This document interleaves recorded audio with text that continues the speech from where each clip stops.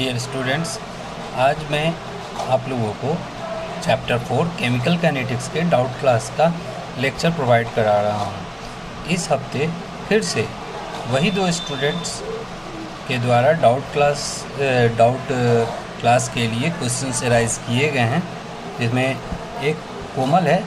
आप लोगों को बता दूं, पिछले हफ्ते जब मैंने आप लोगों को बताया था, पिछले जो डाउट क्लास में मैंने नाम बताया था, तो मैंने कुणाल का नाम लिया था, लेकिन बाद में मुझे पता चला कि जो क्वेश्चंस रेज़ किए जा रहे हैं वो कोमल के द्वारा रेज़ किए जा रहे हैं। तो इस हफ्ते फिर से कोमल और सोनू, इन दोनों स्टूडेंट्स ने काफ़ी क्वेश्चंस रेज़ किए हैं, जिसकी पूरी एक लिस्ट है मेरे पास।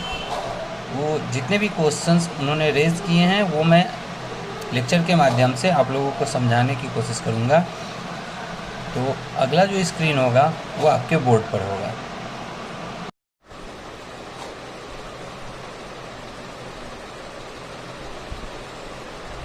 आज के क्लास में मैं आप लोगों को पढ़ाने जा रहा हूँ केमिकल काइनेटिक्स में जो डाउट रेज किए गए हैं स्टूडेंट्स के द्वारा, उनके बारे में। आज के डाउट क्लास में कुल 13 क्वेश्चन रेज किए गए हैं स्टूडेंट्स के द्वारा, जिनमें मुख्य नाम है कोमल, सोनू और सूरज। इन तीनों ने पिछले हफ्ते में इस चैप्टर को अच्छे से पढ़ा है। उम्मीद करते हैं कि बाकी मेरे स्टूडेंट्स भी चैप्टर को अच्छे से पढ़े होंगे, लेकिन मेरे पास जो सवाल आए हैं वो इन 3 स्टूडेंट्स के द्वारा आए हैं। कुल 13 सवाल हैं जो कि आप लोगों के द्वारा पूछे गए हैं। इन 13 सवाल में से 2 सवाल न्यूमेरिकल्स के पूछे गए हैं एनसीईआरटी से। तो अब मैं एक एक करके सारे सवाल को बताऊंगा। इससे पहले कि मैं आप लोगों को न्यूमेरिकल्स बताऊं, पहले थ्योरेटिकल क्वेश्चन बता देता हूं, मतलब थ्योरी के जो सवाल हैं वो बता देता हूं, ताकि जब न्यूमेरिकल बताऊं तो आप लोगों को थोड़ा ज़्यादा समझ में आए। क्योंकि न्यूमेरिकल क्वेश्चन में कुल मिला के फॉर्मूला का यूज़ किया जाएगा, और जो मैं थ्योरी पढ़ाऊंगा, अभी जो समझाऊंगा, उसमें फॉर्मूला यूज़ हो जाएगा। इसलिए पहले मैं कुछ बेसिक्स न्यूमेरिकल्स जो आप लोग के द्वारा बेसिक थ्योरी जो आपके द्वारा रेज किए गए हैं, डाउट रेज किए गए हैं, उनके बारे में बताता हूँ। इस क्रम में सबसे पहला सवाल जो आता है वो आता है लॉ ऑफ मास एक्शन या रेट लॉ। दोनों एक ही बात है। अगर आपसे पूछे रेट लॉ या लॉ ऑफ मास एक्शन, क्या होता है रेट लॉ या क्या होता है law of mass action, both are same question. अभी कभी भी आपसे पूछे कि लॉ ऑफ मास एक्शन क्या है, या कभी भी पूछे रेट लॉ क्या है, दोनों एक ही सवाल है। आप लोग ये समझिए कि किसी भी रिएक्शन का जो रेट ऑफ रिएक्शन होता है, रेट ऑफ रिएक्शन, ये डायरेक्टली प्रोपोर्शनल होता है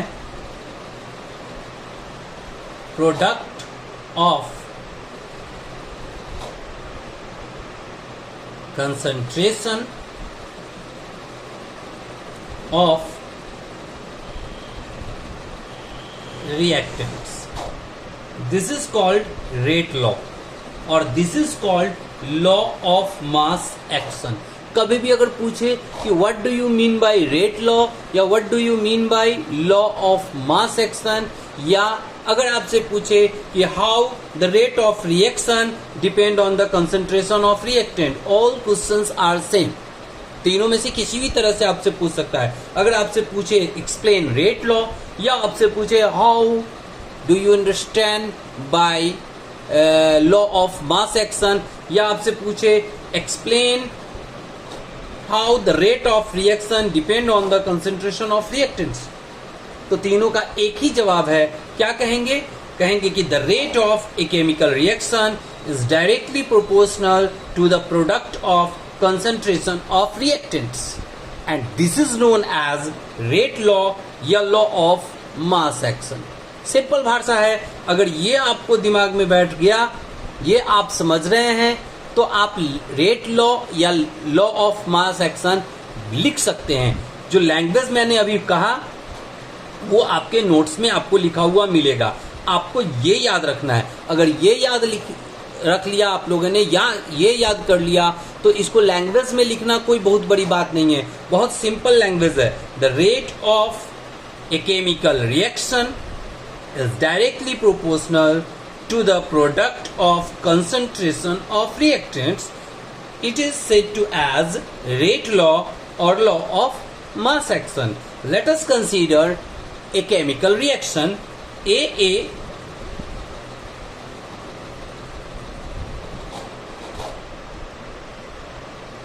BB arrow CC or DD. If this is a chemical reaction, then the rate of this reaction depends on the concentration of only reactants. That is the concentration of A and the concentration of B, not on the concentration of C or D. It means that the rate of chemical reaction represented by R, the rate of chemical reaction is directly proportional to the product of concentration of A and concentration of B. It is said to as rate law. जब हम लोग proportional चिन्ह हटाते हैं तो कोई एक constant आता है, यहाँ पे हम लोग कांस्टेंट मान लेते हैं K, तो क्या हो जाएगा R is equal to K into A into B. Most probably ये जो बैलेंसिंग कोफिशिएंट होता है A एंड B, ये A के पावर में A और B के पावर में B होता है मोस्ट प्रोबेबली, लेकिन ये कोई जरूरी नहीं है कि जो कोफिशिएंट बैलेंसिंग का होगा वही इसके पावर में होगा, ये कोई जरूरी नहीं है। इसलिए हम लोग यहाँ पर A के पावर में M कर देते हैं और B के पावर में N कर देते हैं। इट मीन्स कि A के पावर में कौन सा अंक आएगा ये थ्योरी से पता नहीं चल सकता है, ये रिएक्शन के प्रैक्टिकल करने पे पता चलता है कि A पर कितना पावर आएगा और B पर कितना पावर आएगा। नाउ A पे पावर हो गया M और B पे पावर हो गया N। This formula, this equation is called rate equation and the term K is called rate constant. यहां पे आप लोगों को यह समस्या आ रहा होगा कि सर हमको कैसे पता चलेगा कि A पर पावर कितना होगा और B के पावर कितना होगा, ये हमको कैसे पता चलेगा? क्या हमको प्रैक्टिकल करना पड़ेगा? हम तो प्रैक्टिकल नहीं किए हैं, तो आप थोड़ा इंतजार कीजिए, मैं भी आपको थोड़ी देर में बता दूंगा कि A पर पावर कितना होगा और B पे पावर कितना होगा, कैसे पता चलेगा, कैसे हम लोग मेजर करेंगे, ये मैं आपको अभी थोड़ी देर में बता दूंगा। तत्काल आप लोग ये बात समझ लीजिए कि किसी भी केमिकल रिएक्शन में जो रेट ऑफ केमिकल रिएक्शन होता है वो रिएक्टेंट के प्रोडक्ट के डायरेक्टली प्रोपोर्शनल होता है। इट मीन्स कि एक केमिकल रिएक्शन में रिएक्टेंट का कॉन्सेंट्रेशन जितना ज्यादा होगा रेट ऑफ रिएक्शन भी उतना ज्यादा होगा और रिएक्शन होगा फास्ट। लेकिन रिएक्टेंट का कॉन्सेंट्रेशन जैसे जैसे डिक्रीज करेगा रेट ऑफ रिएक्शन भी डिक्रीज करता जाएगा, यानी रिएक्शन धीरे धीरे स्लो होता जाएगा। कोई भी केमिकल रिएक्शन जब शुरू होता है वो बहुत तेजी से होता है, लेकिन ग्रेजुअली जैसे जैसे टाइम स्पेंड होता जाता है उसका जो रेट है वो स्लो होता जाता है। And this is called rate law या लॉ ऑफ मास एक्शन। उम्मीद करते हैं ये बात आपको समझ में आया होगा।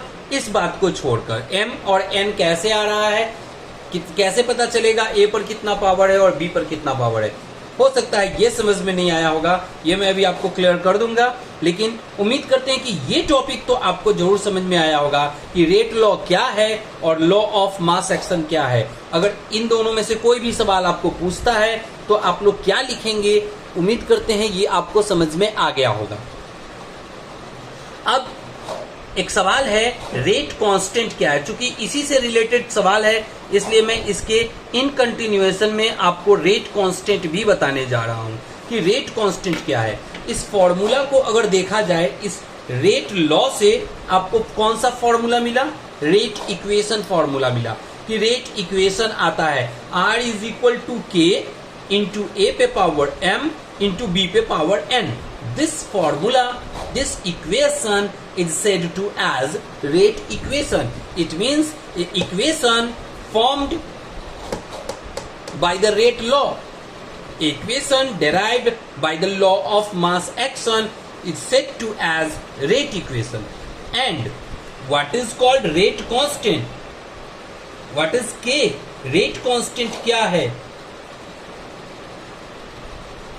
What is rate constant? तो हम लोग कह सकते हैं कि rate constant क्या है, K क्या है, एक तरह का constant है. This is the constant. तो we may say that, हम लोग ऐसा कह सकते हैं कि a constant term, अच्छे से समझिएगा, a constant term used in rate equation of a chemical reaction is said to as rate constant.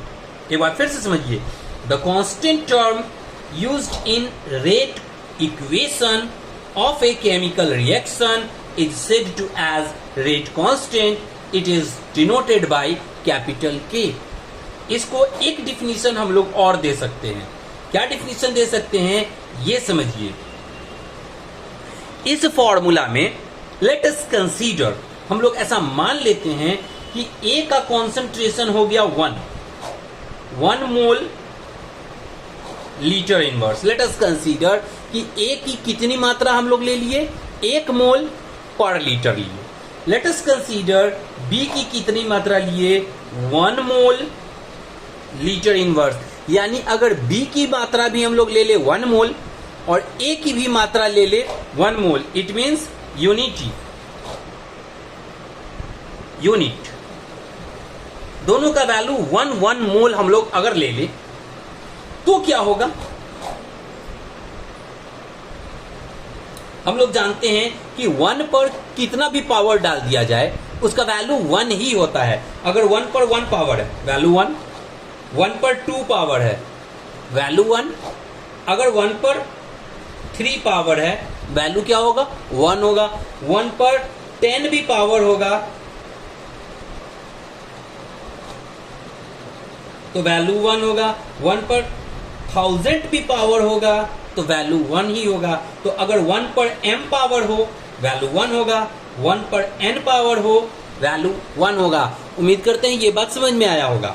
अगर ये आपको समझ में आ रहा है तो इस फॉर्मूला में क्या हो जाएगा, R is equal to K into 1 पर पावर m इंटू 1 पर पावर n. तो R is equal to K into 1 पे पावर m वैल्यू हो जाएगा 1, 1 पे पावर n वैल्यू हो जाएगा 1.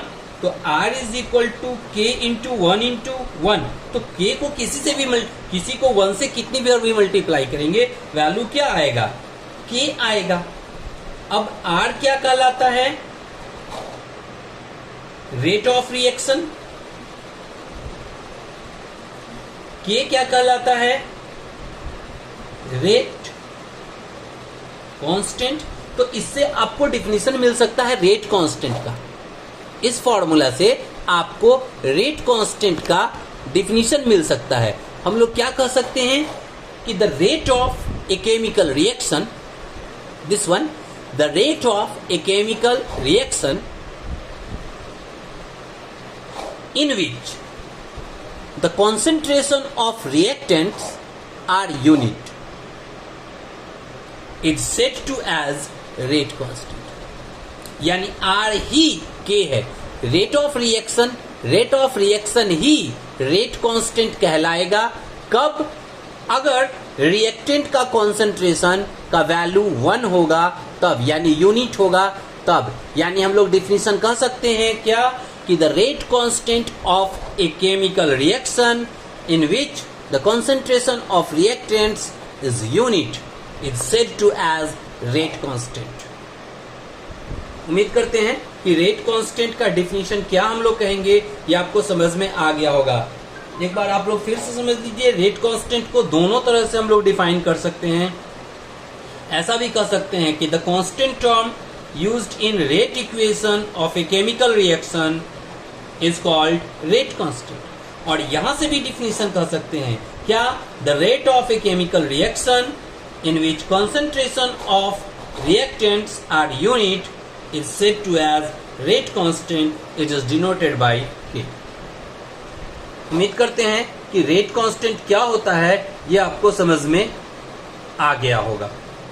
अब मैं आप लोगों को बता रहा हूं कि रेट ऑफ रिएक्शन पर रेडिएशन का क्या फर्क पड़ता है, अच्छे से समझिए।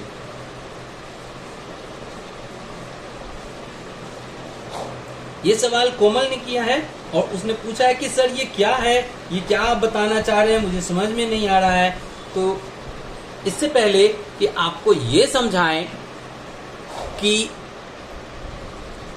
रेट ऑफ रिएक्शन पर रेडिएशन का क्या फर्क पड़ता है, आपको ये समझना चाहिए कि रेडिएशन क्या होता है। तो आप समझिए कि रेडिएशन क्या होता है। सबसे पहली बात है रेडिएशन, इसको समझना बहुत जरूरी है, यानी विकिरण। आप लोग बायोलॉजी में पढ़े होंगे कि जो फोटोसिंथेसिस होता है वो लाइट के प्रेजेंस में होता है। अब इस बात को थोड़ा सा क्लियर करना जरूरी है। फोटोसिंथेसिस लाइट के प्रेजेंस में नहीं होता है, फोटोसिंथेसिस रेडिएशन के प्रेजेंस में होता है। यानी लाइट से फोटोसिंथेसिस नहीं होता है। सूर्य के रोशनी में जो एनर्जी होता है, सूर्य की रोशनी में जो एनर्जी होता है, जो हीट होता है, it is responsible for the photosynthesis, for the photosynthesis. सूर्य की रोशनी में जो लाइट है वो, उसके कारण फोटोसिंथेसिस नहीं होता है। फोटोसिंथेसिस क्या है? फोटोसिंथेसिस में प्लांट अपने फूड को जनरेट करता है। और आप लोग सोचिए कि हम लोग जब खाना बनाते हैं, हम लोग खाना किस पे बनाते हैं? गैस पे बनाते हैं, हीटर पे बनाते हैं। यानी हम लोगों को हीट चाहिए, एनर्जी चाहिए भोजन को प्रिपेयर करने के लिए। ठीक उसी तरह प्लांट को भी अपने भोजन को, अपने फूड को प्रिपेयर करने के लिए हीट चाहिए, एनर्जी चाहिए। यानी सूर्य के रोशनी में जो एनर्जी होता है ना, लाइट नहीं, लाइट अलग चीज है, एनर्जी अलग चीज है। सूर्य का रोशनी, सूर्य का धूप आपको गर्म महसूस होता है, तो वो जो गर्मी महसूस होती है, वो जो हीट है उसके अंदर, दैट इज रेडिएशन। यानी सोलर एनर्जी में जो हीट है उसको आप लोग रेडिएशन यानी विकिरण कह सकते हैं। एक अर्थ की अगर बात करें, और यहां पर अगर प्लांट है और सूर्य आ रहा है, ये सूर्य है हमारा, तो सूर्य से जो रेडिएशन मिल रहा है इसको, एनर्जी, उससे ये प्लांट फोटोसिंथेसिस का काम करता है। क्लियर है? सबको समझ में आता है ये बात। लेकिन आप सोचिए ड्यूरिंग डे, दिन के समय, ये जो रेडिएशन है, ये जो सोलर एनर्जी है, केवल प्लांट एब्जॉर्ब नहीं करता है, ये रेडिएशन अर्थ भी एब्जॉर्ब करता है। और जब सूर्य नहीं होता है, जब रात होता है, जब चंद्रमा आकाश में होता है, तो उस समय ये जो प्लांट जिस एनर्जी को एब्जॉर्ब कर लिया था, ये उस एनर्जी को रेडिएट करना शुरू करता है, इमिट करना शुरू करता है इन द सराउंडिंग।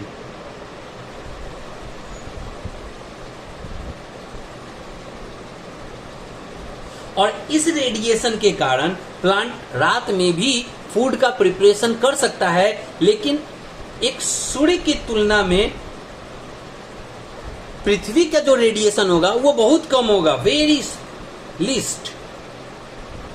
इसलिए रात में जो फोटोसिंथेसिस होता है उसका रेट ऑफ रिएक्शन बहुत स्लो होता है, वेरी स्लो, अप्रोक्स 0। इसलिए हम लोग ऐसा कहते हैं कि रात के टाइम में फोटोसिंथेसिस नहीं होता है, लेकिन फोटोसिंथेसिस होता है, उसका रेट ऑफ रिएक्शन 0 के बराबर होता है।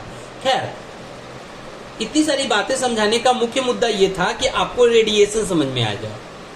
यानी किसी लाइट के प्रेजेंस में जब कोई रिएक्शन होता है तो वो एक्चुअली किसके कारण होता है?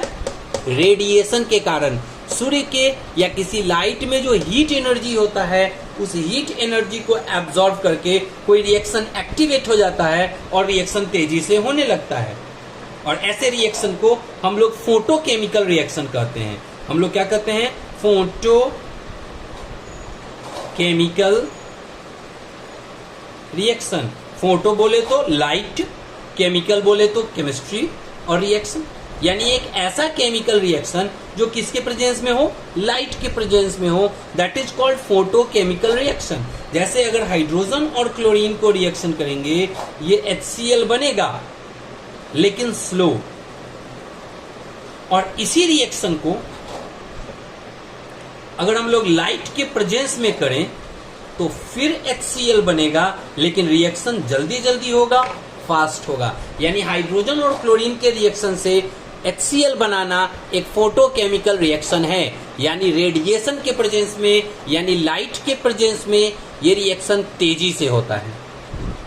उम्मीद करते हैं कि रेडिएशन क्या होता है और इसका क्या प्रभाव पड़ता है रेट ऑफ केमिकल रिएक्शन पर, यह आपको समझ में आ गया होगा। अब हम लोग बात करते हैं अगले टॉपिक की। अगला सवाल जो हमसे किया गया है वो किया गया है इंस्टेंटेनियस रेट ऑफ रिएक्शन। आप समझिए कि इंस्टेंटेनियस रेट ऑफ रिएक्शन क्या होता है। इंस्टेंटेनियस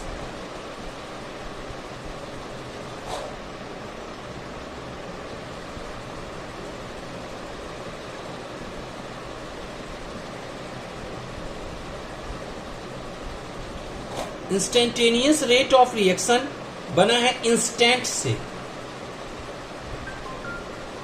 और इंस्टेंट मतलब तुरंत। तुरंत बोले तो अभी का, बोले तो अभी का अभी, यानी विद इन ए सेकेंड कि इस पल क्या हो रहा है उसको कहेंगे इंस्टेंट। मतलब कि जब एक मोटरसाइकिल चलता है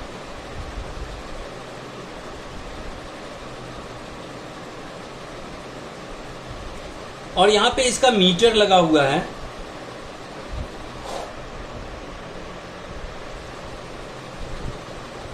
एक सुई होता है, यहाँ पे 0 1 2 3 4 इस तरह से आपका स्पीडोमीटर लगा होता है। जब एक गाड़ी चलता है ना तो आपका ये जो सुई है वो हर पल कभी यहाँ रहेगा, कभी यहाँ, कभी यहाँ, कभी यहाँ, कभी यहाँ, हर पल बदलता है।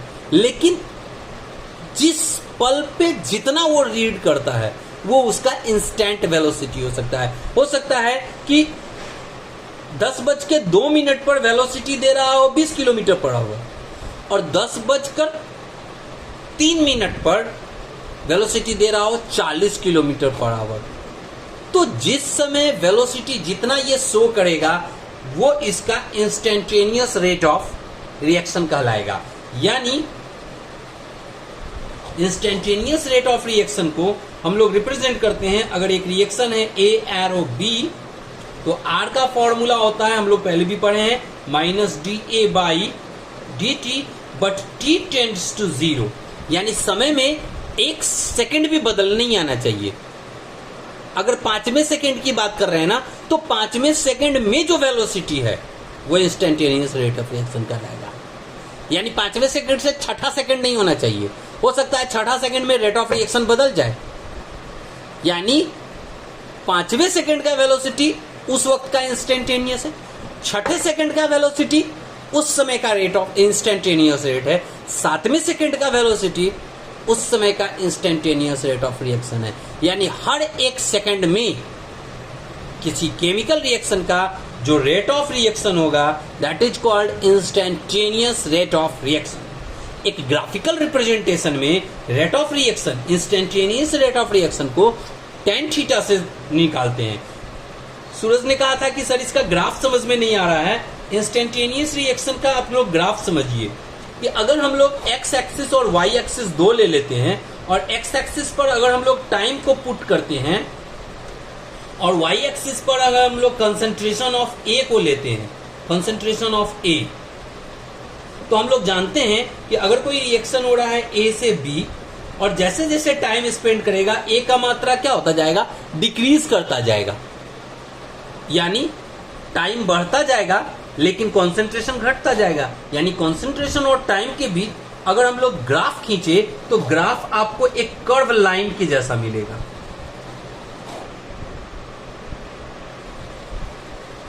अब अगर आपको 0, 1, 2, 3, 4, 5, 6, 7 अगर मान लेते हैं इस सेकंड में रेट ऑफ रिएक्शन क्या है, यानी इंस्टेंटेनियस रेट ऑफ रिएक्शन निकालना है, तो इस पॉइंट के ठीक सामने ये जो पॉइंट आपको कर्व पे मिले, इस कर्व पे आप एक टेंजेंट खींच दीजिए। और अभी ये हम केवल समझाने के लिए किए थे, ठीक है। यानी इसके ठीक सामने जो पॉइंट मिले, इस पे आप एक टेंजेंट खींच दीजिए, यानी स्पर्श रेखा। अब इस पे परपेंडिकुलर डाल दीजिए, ये हो गया 90 degree. Let us consider this is theta. तो ये चेंज इन कॉन्सेंट्रेशन क्या हुआ, ये यहां से लेकर के यहां तक, इसको रिप्रेजेंट करेंगे माइनस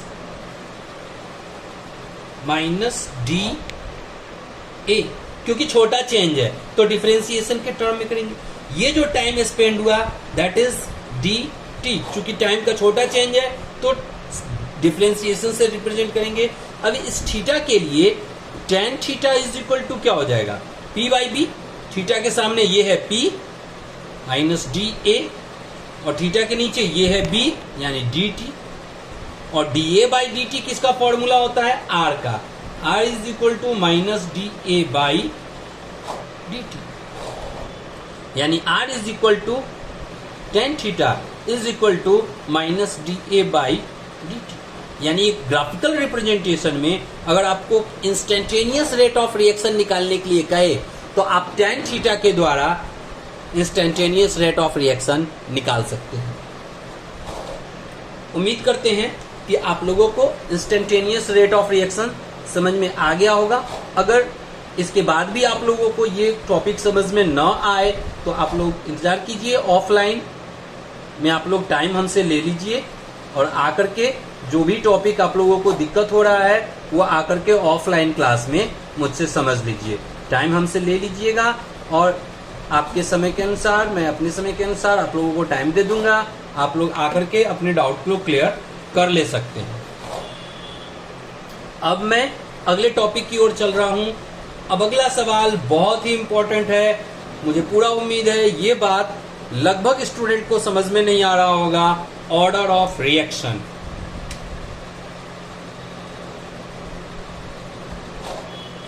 ऑर्डर ऑफ रिएक्शन बहुत ही इंपॉर्टेंट टॉपिक है।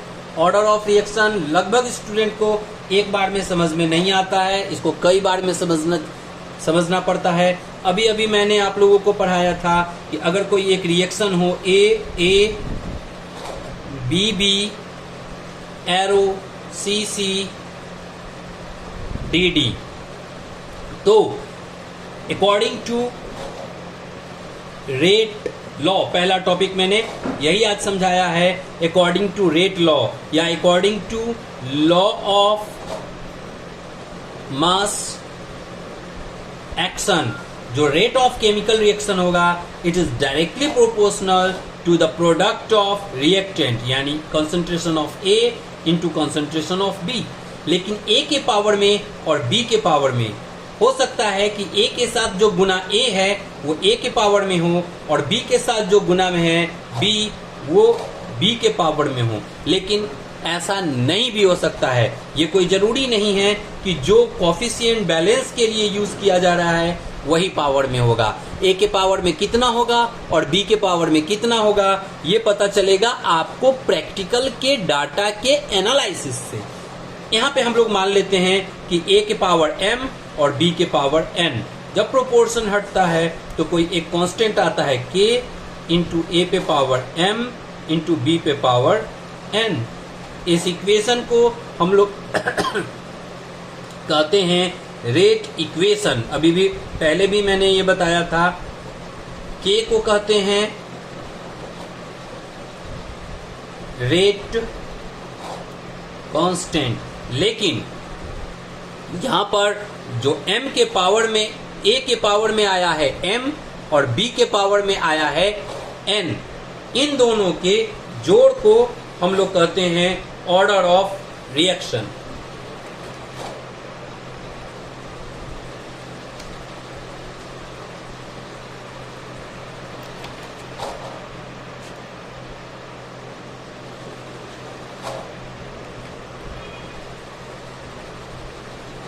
यानी ऑर्डर ऑफ रिएक्शन बराबर हो जाएगा m plus n। Order of reaction का डिफिनीशन हम लोग क्या कहेंगे, ये आप लोग समझ लीजिए अच्छी तरह से। द सम ऑफ पावर्स, फिर से समझिए, the sum of powers on the concentration of reactant used in rate equation of a chemical reaction is called order of reaction. एक बार फिर से समझिए, the sum of powers on the concentration of reactant used in rate equation of a chemical reaction is said to as order of reaction। अगर इनका power का जोड़ 0 आए कहलाएगा जीरो ऑर्डर रिएक्शन। अगर इनके जोड़ का सम 1 आए कहलाएगा फर्स्ट ऑर्डर रिएक्शन। अगर इनका सम 2 आए कहलाएगा सेकेंड ऑर्डर रिएक्शन। यानी रिएक्टेंट के कॉन्सेंट्रेशन के पावर में जो भी अंक प्रैक्टिकल से आएगा उस दोनों अंक के जोड़ को हम लोग ऑर्डर ऑफ रिएक्शन कहते हैं। उम्मीद करते हैं कि ऑर्डर ऑफ रिएक्शन आपको समझ में आ गया होगा, लेकिन जो बात नहीं समझ में आया होगा वो ये कि m पे पावर a पे पावर m और b पे पावर n कैसे पता चलेगा कि a पे पावर कितना है और b पे पावर n कितना है। तो अब हम लोग समझते हैं कि a पे पावर m कितना और b पे पावर n कितना, यानी ऑर्डर ऑफ रिएक्शन हम लोग प्रैक्टिकल से कैसे निकालेंगे ये हम लोग अब समझते हैं।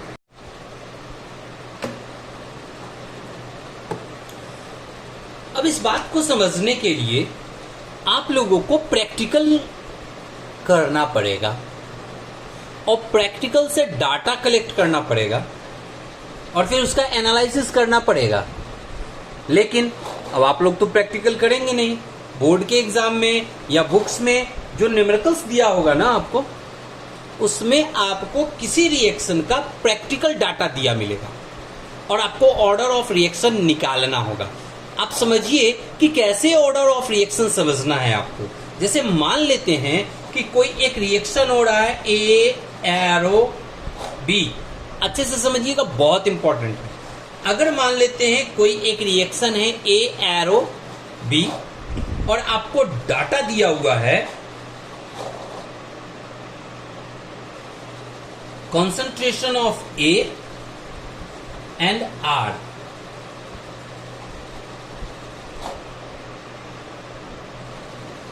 अगर कॉन्सेंट्रेशन ए का है, पहला प्रैक्टिकल, फर्स्ट बार में जब हम लोग कोई रिएक्शन इस रिएक्शन पर प्रैक्टिकल करते हैं तो मान लिए कि ए का हम लोग 0.1 मोल लीटर इनवर्स इतनी मात्रा लिए और जब इस इतनी मात्रा ए को लेकर के और हम लोग इस रिएक्शन को कराएं तो रेट ऑफ रिएक्शन जो आया वो आया 3 × 10⁻⁻3।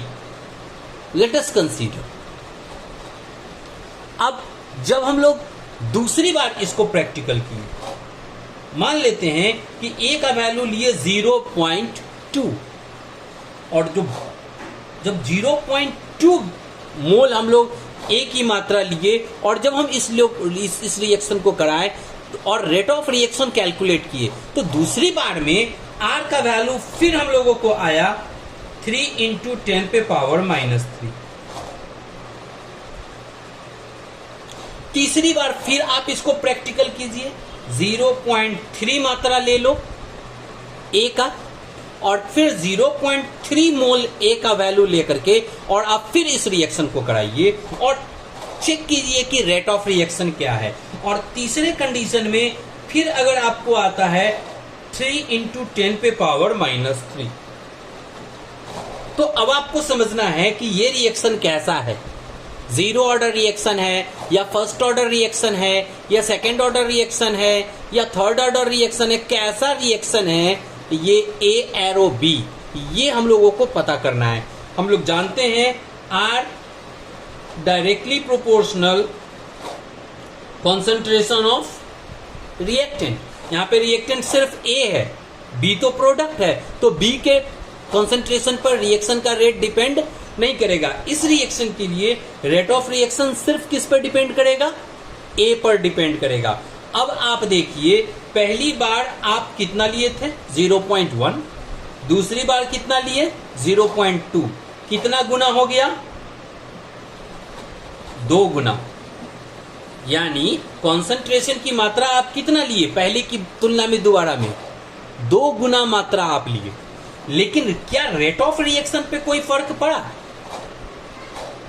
रेट ऑफ रिएक्शन पहले भी था 3 × 10 पे पावर -3 और अब भी आया 3 × 10 पे पावर -3। यानी इस दोनों में कौन सा रेशियो आया? 1 गुना। यह समझना होगा। इसमें 2 से गुना किए तो ये आया, इसमें 1 से गुना करोगे तो ये आएगा। यानी रिएक्टेंट का कॉन्सेंट्रेशन तो 2 गुना हो गया, लेकिन रेट ऑफ रिएक्शन 1 गुना ही रह गया। अगर यहां से यहां हम लोग देखें, ये 1 में कितना से गुना करेंगे तो 3 होगा? 3 गुना। 3 गुना। लेकिन इससे इसको कंपेयर करो, ये तो सेम टू सेम रह गया। यानी कितना गुना? 1 गुना। यानी कहने का मतलब रिएक्टेंट का कंसंट्रेशन 2 गुना हो जाए या रिएक्टेंट का कंसंट्रेशन 3 गुना हो जाए, रेट ऑफ रिएक्शन पे कोई फर्क नहीं पड़ रहा है। रेट ऑफ रिएक्शन यूनिफॉर्म है। रेट ऑफ रिएक्शन किस वेलोसिटी से चल रहा है? यूनिफॉर्म वेलोसिटी से चल रहा है। रेट ऑफ रिएक्शन क्या है? कांस्टेंट है। अगर ऐसी बात है तो आप ए के जगह रख दो 2 और आर के जगह रख दो 1। ए के जगह क्या रख दिए? 2 रख दिए। क्यों? क्योंकि 2 गुना हो गया। आर के जगह क्या रख दिए? 1, क्योंकि 1 गुना हो गया। अब आप सोचिए 2 पर कितना पावर दे कि 1 हो जाए? 2 पर अगर 1 पावर दोगे तो 2 होगा। 2 पर 2 पावर दोगे 4 होगा। 2 पर 3 पावर दोगे 6 होगा। 2 पर 8 होगा। 2 पर 4 पावर दोगे 16 होगा। लेकिन आप लोग जानते हैं किसी भी चीज पर अगर 0 पावर दिया जाए तो वैल्यू होता है 1। यानी अगर 2 पर कितना पावर दे दिया जाए? 0, तो वैल्यू क्या हो जाएगा? 1। यानी चूंकि 2 पर 0 पावर देने से 1 आ रहा है, यानी a के पावर में कितना होगा? 0। ये हमको a के पावर कितना आया? 0 आया। कैसे पता चला? इस डाटा के एनालिसिस से। a से b कन्वर्ट कर रहा है, ये एक रिएक्शन है। इसके 3 प्रैक्टिकल के डाटा हैं और तीनों का जब एनालिसिस किए, हम लोग देखे, इसको गौर से देखे कि रिएक्टेंट तो चेंज हो रहा है लेकिन रेट ऑफ रिएक्शन चेंज नहीं हो रहा है। यानी रिएक्टेंट तो 2 गुना हो गया लेकिन रेट ऑफ रिएक्शन 1 गुना हो गया। तो इसका मतलब कि रेट ऑफ रिएक्शन की जगह डाल दो 1 और रिएक्टेंट की जगह डाल दो 2 गुना। अब 2 पर कितना पावर देंगे तो 1 होगा, 2 पर 0 पावर देंगे तो 1 होगा। यानी a पे पावर कितना आएगा? 0 आएगा। किससे पता चला? प्रैक्टिकल के डाटा के एनालिसिस से पता चला। अब अगर आपको a के पावर में 0 आ गया, यानी ऑर्डर ऑफ रिएक्शन बराबर क्या आ गया? 0। यानी ये रिएक्शन कैसा है? 0 ऑर्डर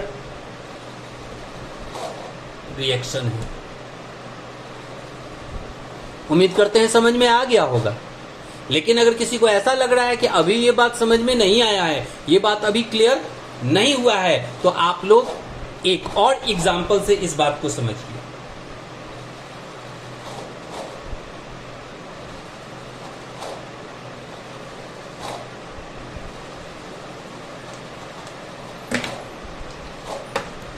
एक बार फिर से इसी रिएक्शन की बात हम लोग करते हैं।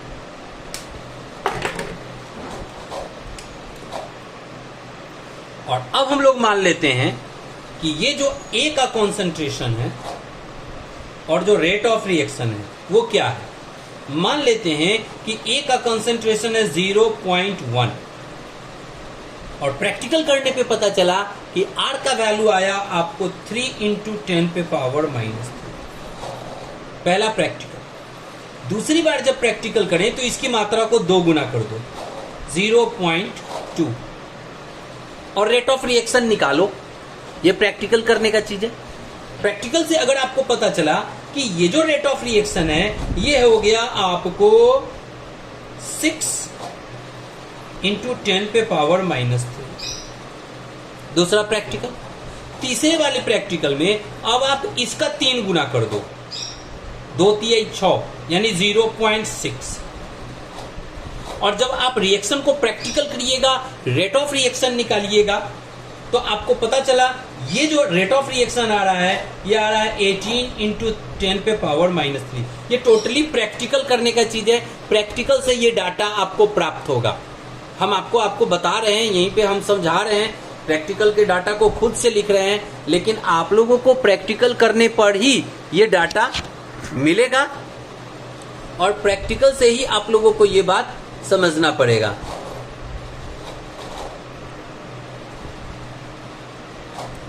अब बुक में आपको ऐसे क्वेश्चंस मिलेंगे जिसमें आपको प्रैक्टिकल करके डाटा आपको दिया हुआ मिलेगा।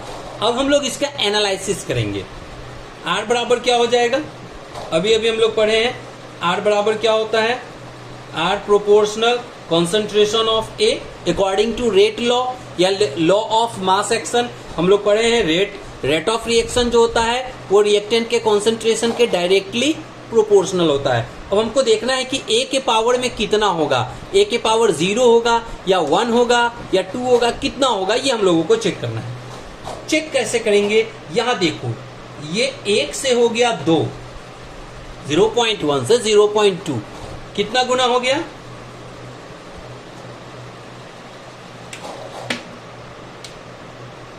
कितना गुना हो गया, 2 गुना हो गया। तो इसको चेक करो कितना हो गया, 3 दूना 6, ये भी हो गया 2 गुना। इसको चेक करो, 2 तिया 6, कितना गुना हो गया, 3 गुना। इसको चेक करो, यहां से ये कितना हो गया, 6 3 18, 6 3 18, ये भी हो गया 3 गुना। यानी जो चेंज ए में आ रहा है वही चेंज रेट ऑफ रिएक्शन में भी आ रहा है। अगर कंसंट्रेशन 2 गुना हो रहा है तो रेट ऑफ रिएक्शन भी 2 गुना हो रहा है। अगर कंसंट्रेशन 3 गुना हो रहा है तो रेट ऑफ रिएक्शन भी 3 गुना हो रहा है। यानी जो चेंज कंसंट्रेशन में हो, अगर वही चेंज रेट ऑफ रिएक्शन में हो तो क्या होगा, हम लोग डालते हैं R और A। R के जगह कितना ले लेते हैं, 2 गुना। A की जगह क्या ले लेते हैं, 2 गुना। अब आप सोचिए 2 पर कितना पावर देंगे तो 2 होगा, बट नेचुरल है, सभी जानते हैं 2 पर 1 पावर होगा तो वो 2 के बराबर होगा। यानी चूंकि प्रैक्टिकल से पता चला पावर में कितना होना चाहिए, 1, यानी यहां हम लोग A के पावर में क्या कर देंगे, 1। चूंकि A के पावर में आया 1, यानी ऑर्डर ऑफ रिएक्शन बराबर 1, और ये रिएक्शन कहलाएगा फर्स्ट ऑर्डर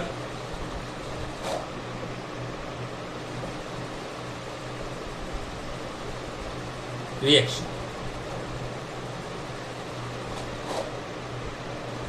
चूंकि इस रिएक्शन में प्रैक्टिकल से पता चला कि ए के पावर में कितना वैल्यू होना चाहिए, 1 वैल्यू होना चाहिए। तो उम्मीद करते हैं कि ये बात आपको समझ में आ गया होगा। हो सकता है कि आप लोगों में कुछ ऐसे विद्यार्थी हो जिनको लग रहा होगा कि ये तो अभी भी समझ में नहीं आ रहा है, तो इसको एक और एग्जांपल से समझिए।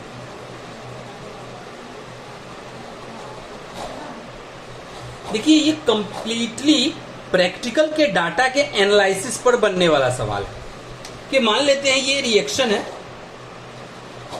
और आपने 3 बार प्रैक्टिकल किया, कई बार प्रैक्टिकल कर सकते हैं, कोई जरूरी नहीं हम 3 बार बता रहे हैं, 4 बार 5 बार 6 बार जितनी बार कर सकते हैं।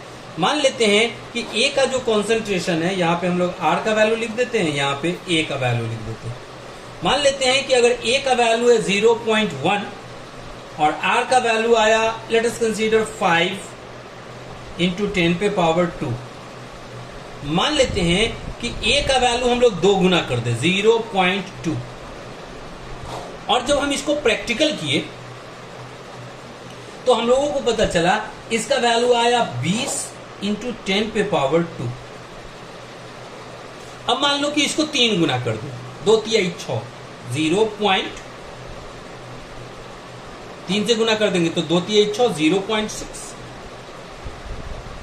और यानी जब हम लोग ए का वैल्यू 0.6 मोल लेते हैं और जब हम लोग इस रिएक्शन को कराते हैं और प्रैक्टिकल करते हैं और प्रैक्टिकल से आर का वैल्यू कैलकुलेट करते हैं और जब आर का वैल्यू हम लोग कैलकुलेट करते हैं तो लेट अस कंसीडर आर का वैल्यू आपको मिलता है 180 इंटू 10 पे पावर 2। अब हमको बताना है कि ये रिएक्शन कैसा है, फर्स्ट ऑर्डर है, जीरो ऑर्डर है, सेकंड ऑर्डर है, थर्ड ऑर्डर है, कैसा। हम लोग जानते हैं आर प्रोपोर्शनल होगा कॉन्सेंट्रेशन ऑफ ए, लेकिन ए पर कितना पावर देना है ये हम लोगों को इसके एनालिसिस से पता चलेगा। अब एनालिसिस कैसे करेंगे ये देखो, ये ए से हो गया 2, कितना गुना, 2 गुना। ये 5 से हो गया 20, 5 चौके 20, कितना गुना, 4 गुना। यानी आर के जगह आया 4 और ए के जगह आया 2। अब सोचो 2 पर कितना पावर दोगे कि 4 आ जाए, आसान है। 2 पर अगर 2 पावर देंगे तो 4 आएगा। कहते हैं कि इससे चेक करके देखते हैं सर कि इससे क्या होता है, इससे चेक करके देख लो। ये 2 से हो गया 6, 2 तिहाई 6, कितना गुना, 3 गुना। ये हो गया 20 से 180, कितने बार में कटेगा, कितने बार में 20 से 9 दूनी 18, यानी 9 गुना।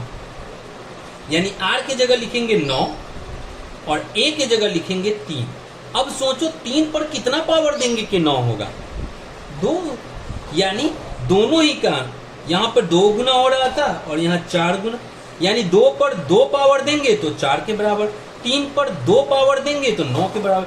यानी हर रिएक्शन में हम लोग ये देख रहे हैं कि जितना ए का कंसंट्रेशन बढ़ रहा है उसके स्क्वायर के बराबर रेट ऑफ रिएक्शन बढ़ रहा है। यानी ए पर अगर हम लोग स्क्वायर दे दे तो वो आर के बराबर होगा। यानी इस प्रैक्टिकल का जो डाटा मिला इसके एनालिसिस से पता चल रहा है कि ए पर कितना पावर होना चाहिए, 2। यानी इससे हमको पता चला कि ऑर्डर ऑफ रिएक्शन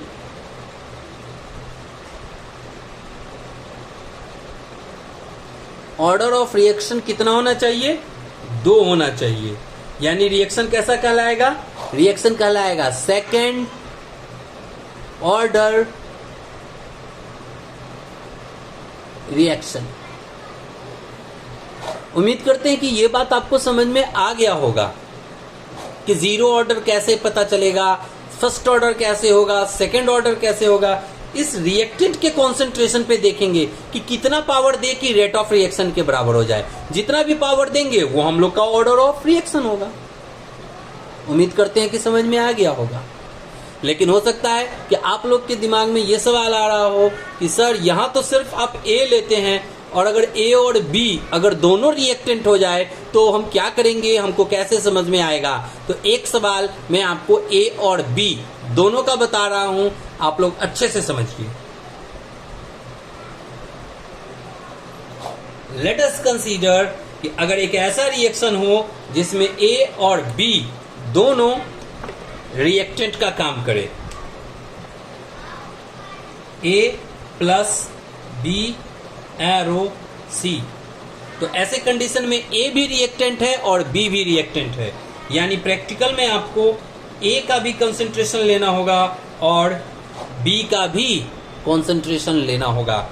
मान लेते हैं कि ए का वैल्यू लेते हैं 0.1 और बी का भी 0.1, और जब हम इस दोनों को मात्रा लेकर के ये रिएक्शन कराते हैं और चेक करते हैं कि रेट ऑफ रिएक्शन कितना होगा, तो हम लोगों को ये पता चलता है कि रेट ऑफ रिएक्शन आ रहा है 3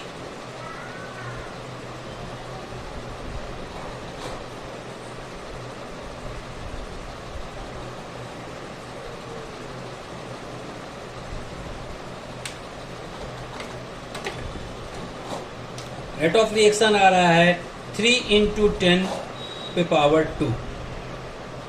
लेट अस कंसीडर, इस बात को हम लोग मान रहे हैं।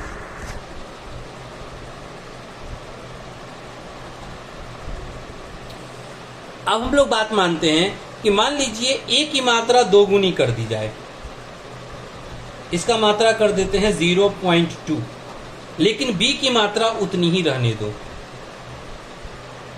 ये प्रैक्टिकल कर रहे हैं, अलग अलग वैल्यू लेकर के चेक कर रहे हैं कि रेट ऑफ रिएक्शन पे क्या फर्क पड़ रहा है, एक से रेट ऑफ रिएक्शन को क्या फर्क पड़ता है, बी से रेट ऑफ रिएक्शन को क्या फर्क पड़ता है, ये चेक कर रहे हैं। तो मान लेते हैं कि ए की मात्रा को 2 गुना कर दिया जाए, लेकिन बी की मात्रा को वही रहने दिया जाए, और चेक करने पर पता चलता है कि रेट ऑफ रिएक्शन पे कोई फर्क नहीं पड़ा, यानी रेट ऑफ रिएक्शन अभी भी आ रहा है 3 × 10⁻²।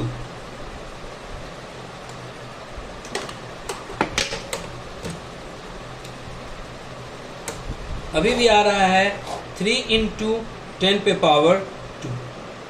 अब तीसरा प्रैक्टिकल मान लो हम लोग करते हैं। मान लेते हैं कि b की मात्रा को 0.1 के बदले 2 गुना कर दो, 0.2, लेकिन a की मात्रा जो 0.1 था उतना ही रहने दो, 0.1।